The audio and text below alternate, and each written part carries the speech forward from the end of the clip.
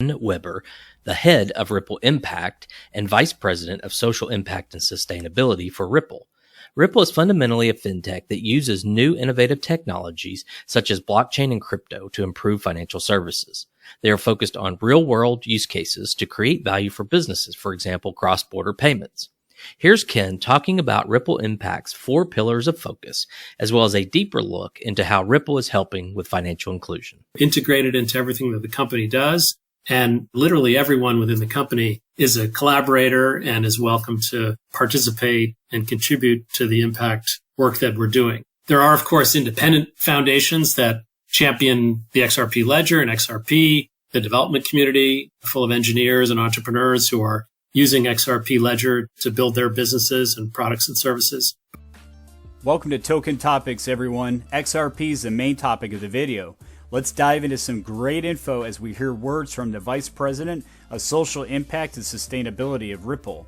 Also, NFTs are ready for the XRP Ledger. We're going to look into that. And ISO has been postponed again. What does this mean for the crypto space? Please watch the full video and share with friends and family. With that out of the way, let's dig in. There's no better time to purchase a hardware wallet than now, during the Tezos Holy Moly giveaway event. Purchase a DCENT Biometric wallet through my affiliate link. You're not only going to receive a discount, but you're also going to be enabled to receive free Tezos as long as you fill out your form. It's very simple. You purchase a hardware wallet, you fill out this form, and you submit it. Keep in mind that the last day to claim the rewards is December 11th. Just to recap this incredible deal, you're going to receive 10 Tezos per biometric wallet. So if you purchase one hardware wallet, you receive 10 free Tezos. If you buy the 2-package deal, you're going to get 20 free Tezos. This is Ken Weber. He's head of Ripple Impact. He holds the title of Vice President of Social Impact and Sustainability. This is the man that you heard speaking in the beginning of the video. And we're going to hear some more words from him. Also, he put out a great article on... Ken Weber put together a great article. And in case you didn't know, the XRP Ledger was the first major blockchain to become carbon neutral, and its use of consensus makes it more energy efficient than proof-of-work blockchains. Beyond its speed, cost, and sustainability advantages, the XRP Ledger is also custom-built for tokenizing assets of any kind, including carbon credits. Now, as I speak about sustainability on this channel, we know that XDC XinFin network and the Stellar network are also setting a standard in sustainability in blockchain. Those really are leading. And anyway, the article continues to reinforce this. Ripple continuously supports new functionality and developer tools that enable carbon credit tokenization as core NFTs on the XRP Ledger. Meanwhile, building on its sustainability efforts, Ripple earlier this year committed $100 million to help modernize and scale carbon markets through investments in innovation, carbon removal companies, and climate-focused fintechs. Since then, several sustainability projects have chosen to partner with Ripple and leverage the XRP Ledger, citing its proven reliability, robust, and its fact that it is future-proofed and built to support various projects and use cases. For Ripple to put $100 million towards sustainability is pretty impressive, and it just shows where the world is headed. Non-fungible tokens, NFTs, are increasingly being used for functional climate change use cases. For example, tokenizing carbon credits or representing existing real-world carbon credits as digital tokens on a blockchain with the goal of securely trading or tracking the full life cycle of the ton of carbon. Minting, transacting, and tracing these climate-themed NFTs on sustainable carbon-neutral blockchain like XRP Ledger can help ensure even more significant impact. Speaking of NFTs, Ripple is now closer to launching native NFT support on the XRP Ledger, and this is going to be huge. Let's not forget, you got to get the artwork and all the funny pictures and all that out of your head. That's not just NFTs. You can create NFTs out of anything. Real estate NFTs, medical NFTs, all kinds of certificates and data as wrapped as NFTs. But yes, artwork is definitely a big part of the NFT market. There's some excitement in the communities. Spectre, he tweeted out that less than 9 hours to go before the XLS20 is officially live. Quickly recap on the XLS20 as Ripple developers propose an XLS20 in Q1 of this year to introduce native NFT support to the XRP Ledger and give developers access to NFT minting, trading, burning functions, and more. Let's not forget that Michael Jordan himself is coming to the XRP Ledger, and this is going to bring a lot of attention. I remember as a kid watching Michaal Jordan play. Those were good times to be alive. Now we're going to hear words from Ken Weber, the Vice President of Impact and Sustainability at Ripple. Ken Weber, the head of Ripple Impact and Vice President of Social Impact and Sustainability for Ripple. Ripple is fundamentally a fintech that uses new innovative technologies such as blockchain and crypto to improve financial services. They are focused on real-world use cases to create value for businesses, for example, cross-border payments. Here's Ken talking about Ripple Impact's 4 pillars of focus, as well as a deeper look into how Ripple is helping with financial inclusion. It encompasses 4 areas of focus. First and foremost, we do what we can to engage our employees in getting involved in social and environmental impact.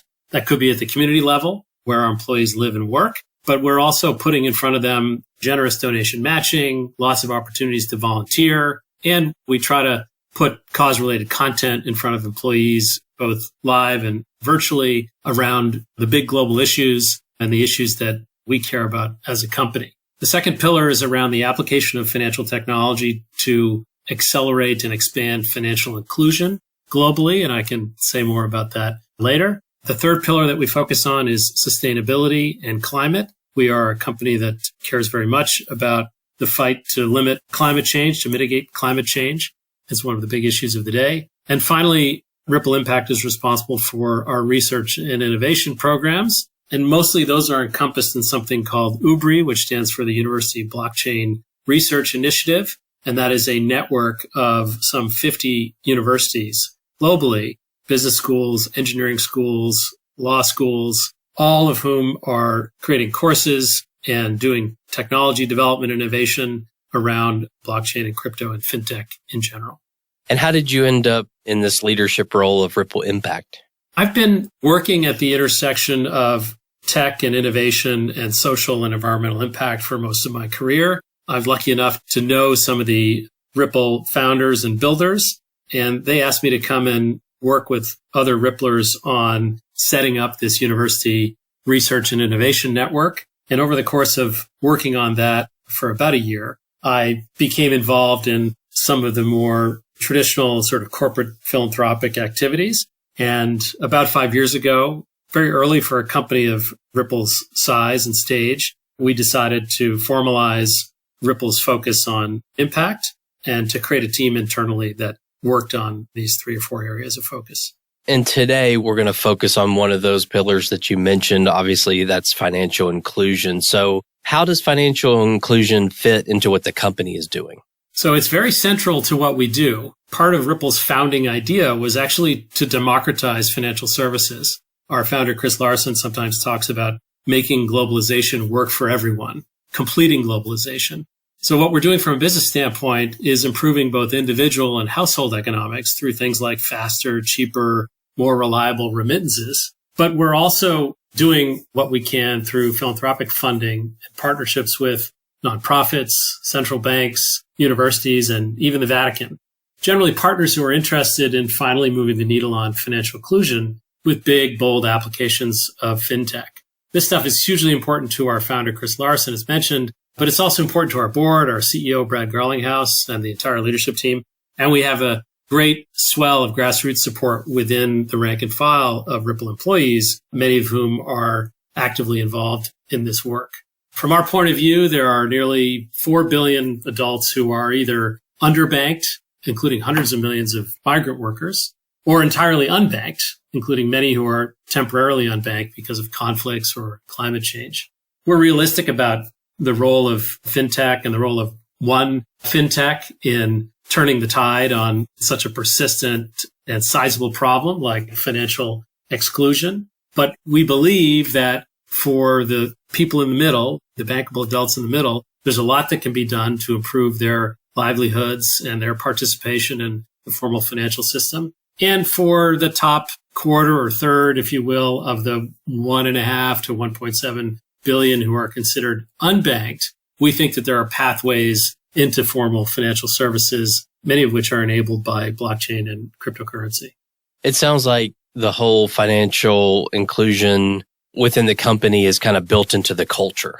It really is. One of the ways that Ripple's impact work is different from some of our peer companies in the crypto space is that we don't have a separate standalone foundation that is responsible for promoting the protocol and the products and services associated with the business. We are a team that is small and inside the company. We're integrated into everything that the company does. And literally everyone within the company is a collaborator and is welcome to participate and contribute to the impact work that we're doing. There are, of course, independent foundations that champion the XRP Ledger and XRP, the development community full of engineers and entrepreneurs who are using XRP Ledger to build their businesses and products and services. But we're very much focused on how we can leverage and extend Ripple's products and services and how we can further apply philanthropic resources and talent and time, subject matter expertise, and passion to these use cases through our employees. We also have sort of an ecosystem worldview. XRP Ledger is our preferred blockchain and XRP is our preferred cryptocurrency. But we realize that this is a multi-chain world. There will be more than one blockchain that succeeds and that needs to succeed to build out a fully robust global blockchain and crypto ecosystem.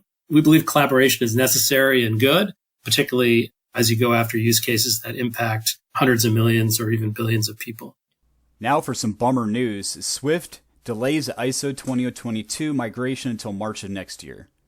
So it really wasn't SWIFT. It was the ECB that wanted a delay. It states here that on October 20th, the ECB said it will delay the launch of the Eurosystem's new real-time gross settlement system and central liquidity management model T2, which is based around the use of the new messaging standard from November to March in order to give some member states some more time for testing. This is not the first delay. SWIFT was originally expected to roll out full support for ISO 2022 in November of 2021, but says that there won't be any further delays, stressing that there is a strong momentum across the industry to implement and gain value from the ISO 2022 rich data. Moving along, one of Ripple's partners is BNY Mellon. I thought this was interesting. This was posted a month ago. There was a Faster Payments fall meeting. I'm sure it was a successful meeting. Now, there might be a lot of people that don't know about the BNY Mellon partnership or what they are, what this brings to the table for Ripple. So to recap for newcomers jumping on board, they were partnered. This is partnered back. That was back in 2016. The partnership formed in 2016. Let's watch this clip to get a better understanding what BNY Mellon is.